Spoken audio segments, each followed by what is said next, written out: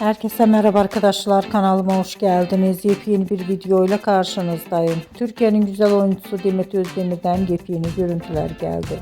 Demet Özdemir'in Cannes Film Festivali'nden olan muhteşem görüntülerini sizler için YouTube kanalımda video halinde sunuyorum. Umarım beğenirsiniz. Arkadaşlar, videomu beğendiyseniz kanalımı izlemeyi ve bildirim butonuna basmayı unutmayın.